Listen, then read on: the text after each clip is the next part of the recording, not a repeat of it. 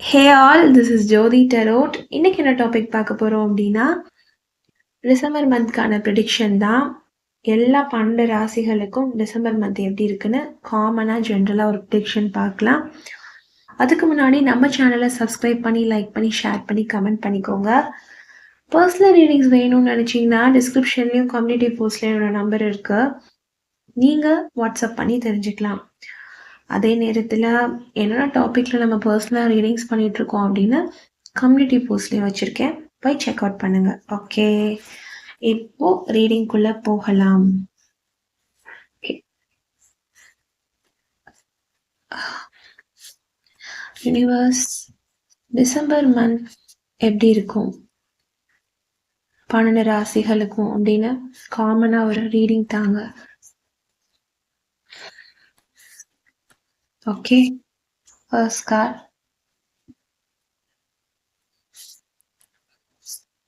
Okay,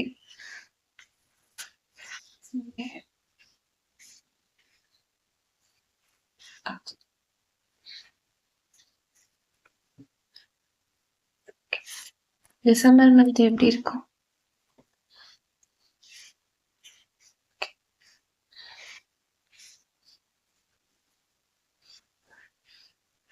December month,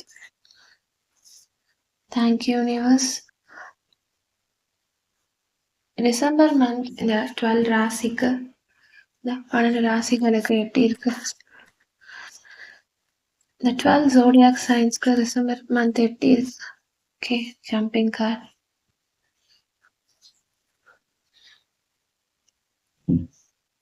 okay, this is the bottom of the deck card. ஒரு நிமிஷம். Okay, நான் இங்கே வைக்கிறேன் பாட்டம் ஆஃப் த டெக். ஓகேங்களா, தெரியுதுன்னு நினைக்கிறேன். ஓகே,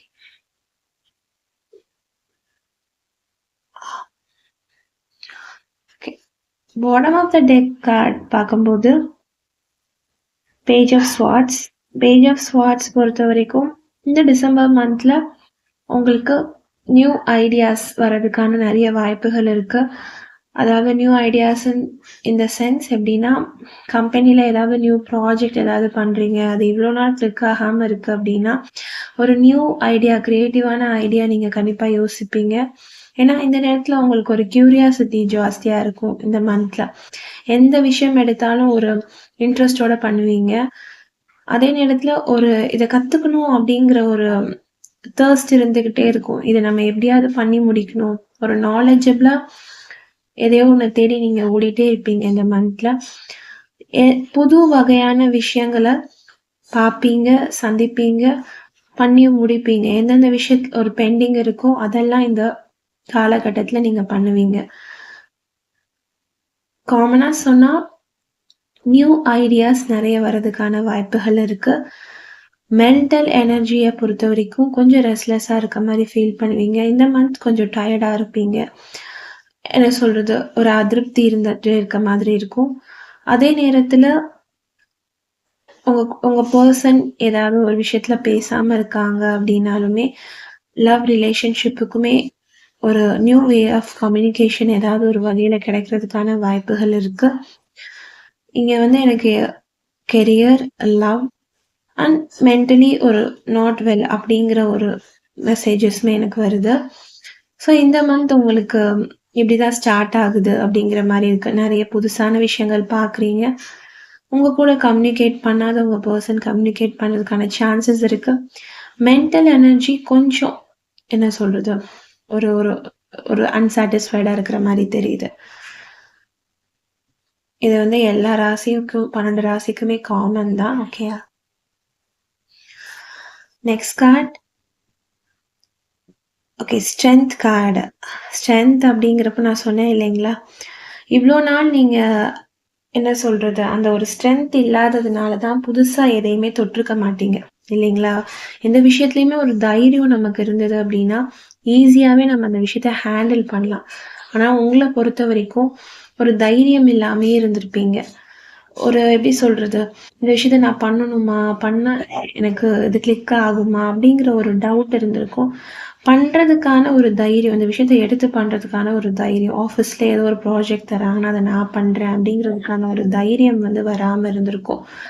சரி வேற யாராவது பண்ணிட்டு போயிருப்பாங்கன்னு விட்டு குடுத்துருப்பீங்க. ஆனா உங்களுக்கு என்னதான் அந்த விஷயத்துல ஒரு டேலண்ட், நாலேட்ஜ் இருந்தாலும் ஒதுங்கி ஒதுங்கி போயிருப்பீங்க.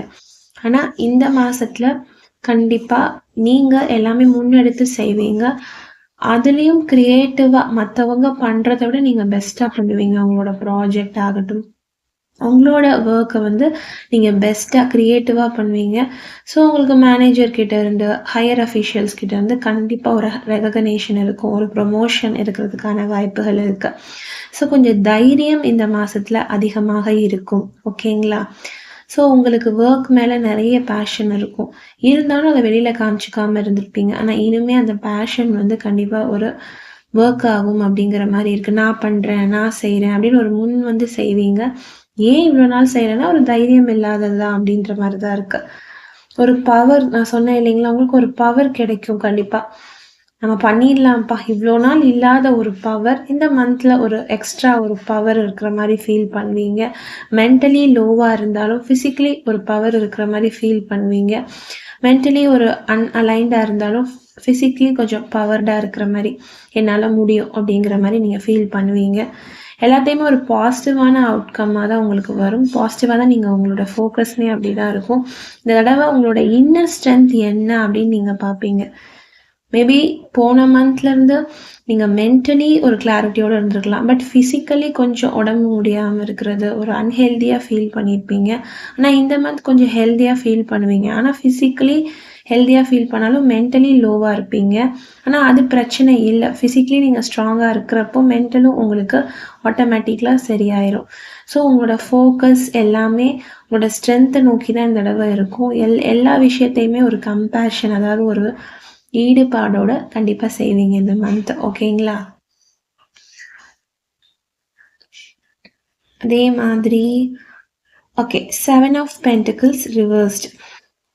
ஏதாவது ஒரு விஷயத்துல என்ன சொல்றது, ஒரு ஹார்ட் ஒர்க் பண்ணிட்டு ரிவார்ட் அண்ட் சக்ஸஸ்க்காக வெயிட் பண்ணீங்கன்னா, நான் ஆல்ரெடி சொன்ன மாதிரி ஹையர் அஃபீஷியல்ஸ் கிட்ட இருந்து ஒரு பாராட்டு கிடைக்கும். உங்களோட ஹையர் அஃபீஷியல்ஸ் கிட்ட இருந்து ஒரு ப்ரொமோஷன் கிடைக்கிறதுக்கான வாய்ப்பு இருக்கு.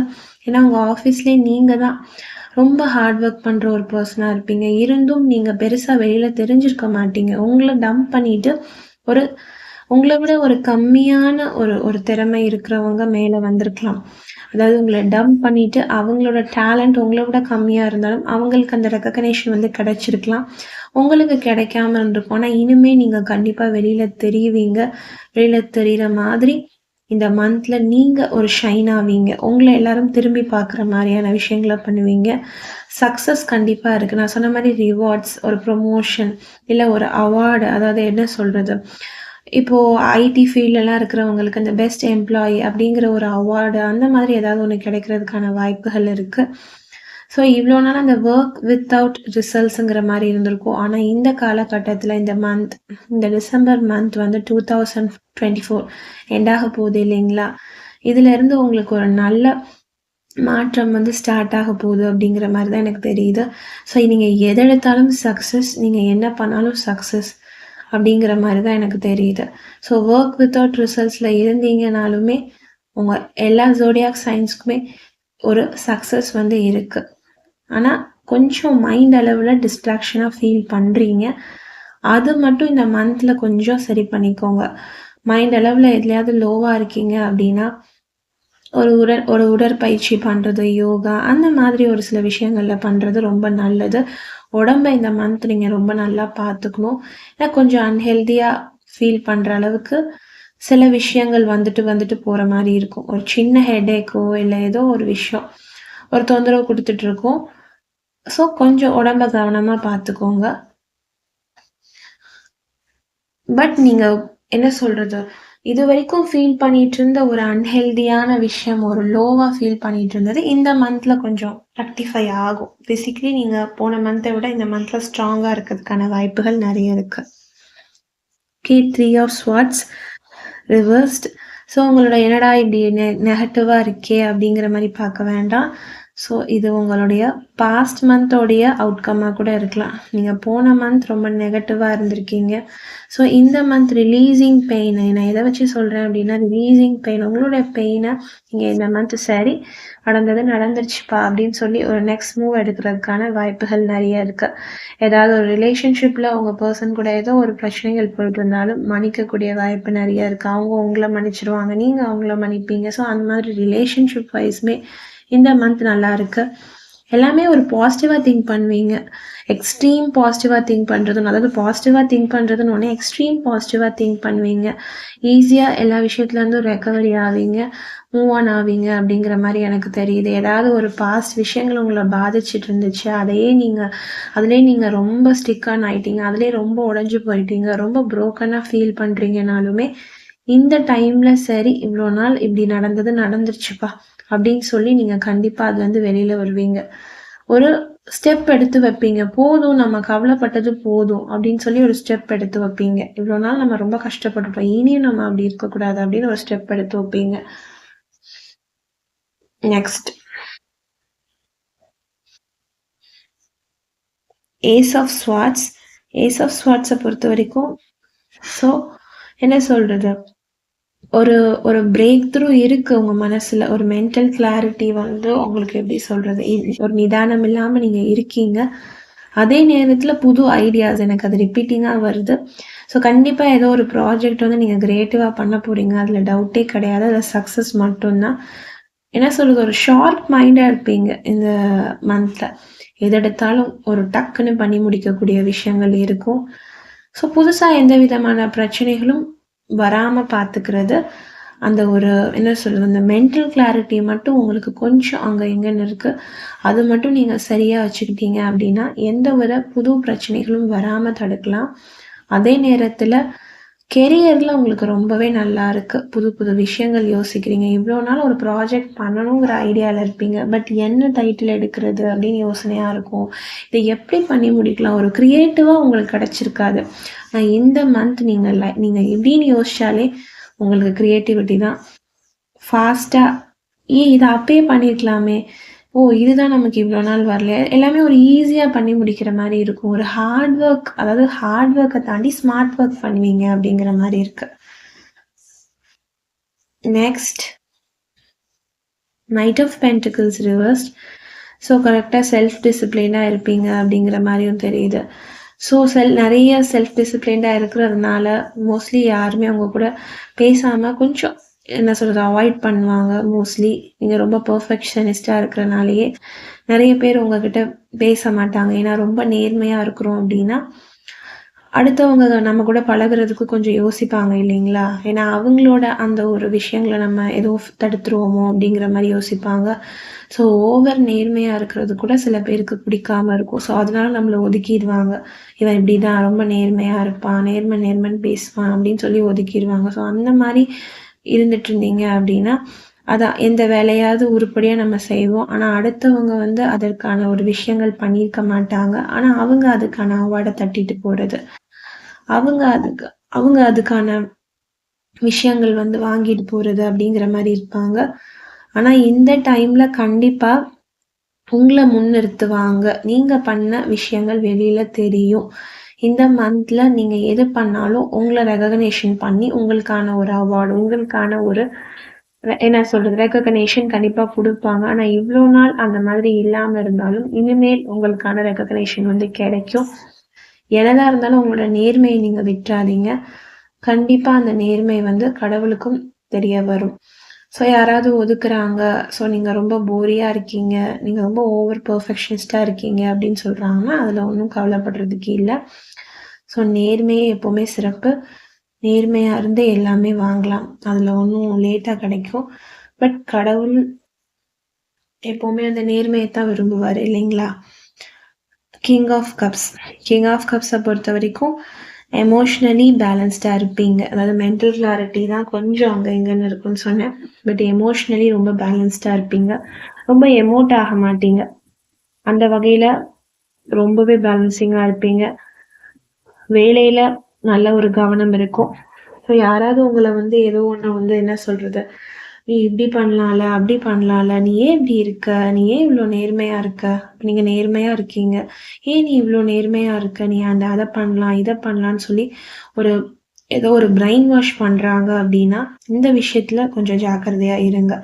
ஏன்னா நீங்க ஏதோ ஒரு விஷயத்த பண்ணி உங்கள மாட்டி விட்டுட்டு அவங்க எஸ்கேப் ஆயிருவாங்க. ஸோ அந்த மாரி ஒரு தவறான வழிகள்ல நீங்க போக வேண்டாம். அதான் நான் ஆல்ரெடி சொல்லிட்டேன். நேர்மையா இருக்கிறோம் அப்படின்னா, யாருக்கிட்ட இருந்தும் ரெகக்னேஷன் கிடைக்கலன்னா பரவால்ல. அதுக்காக நம்ம ஒரு தப்பு பண்ணணுங்கிறது அவசியம் இல்ல. நம்ம கூட மத்தவங்க பேசணுங்கிறதுக்காக. ஸோ அந்த வகையில கொஞ்சம் ஜாக்கிரதையா இருங்க. ஏதாவது ஒரு விஷயங்கள் என்ன சொல்றது, ஒரு லஞ்சம் வாங்குறதாகட்டும், இல்ல ஏதோ ஒண்ணு உங்கள மாட்டி விடுறதுக்கான வாய்ப்புகள் இருக்கு.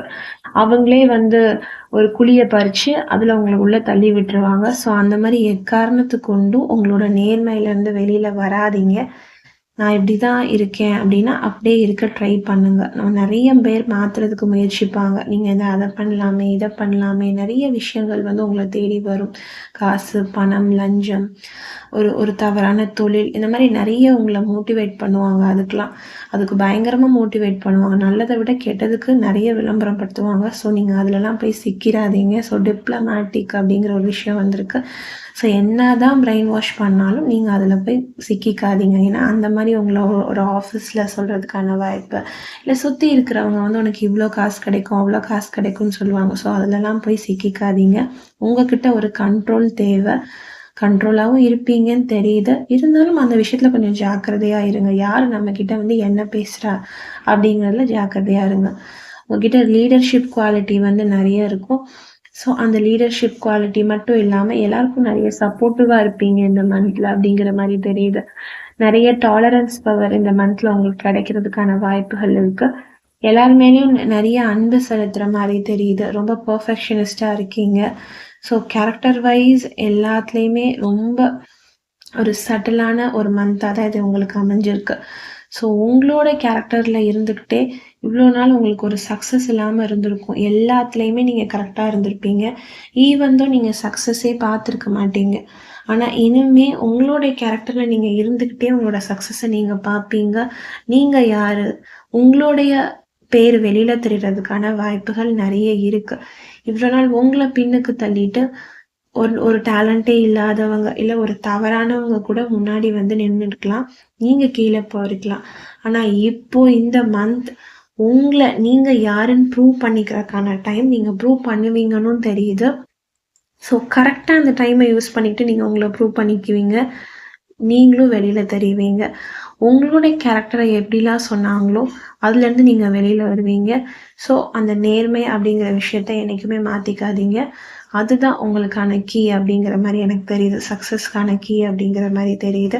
ஸோ யாராவது நடுவுல மேனிபுலேட் பண்ணுவாங்க அப்படிங்கிற மாரியும் தெரியுது. ஸோ யாரு மேனிபுலேட் பண்ணாலும், யாரு ரொம்ப டிப்ளமேட்டிக்கா பேசினாலும் கவனமா இருங்க. ஹெல்த் விஷயத்துல கொஞ்சம் என்ன சொல்றது, கவனமா இருக்கிறது நல்லது. நெறைய யோகாஸ் அந்த மாரி விஷயங்கள் பண்றது நல்லது. போன மந்த்த விட இந்த மந்த் ஹெல்த் உங்களுக்கு நல்லாவே இருக்கும்னு தோணுது. நெறைய ஃபிசிக்கல் பவர் இருக்கும்னு தோணுது. மென்டல் கிளாரிட்டிய மட்டும் கொஞ்சம் பார்த்துக்கோங்க. ஓகே. இப்படிதான் எல்லா ராசிக்குமான எனர்ஜிஸ் இருக்கு.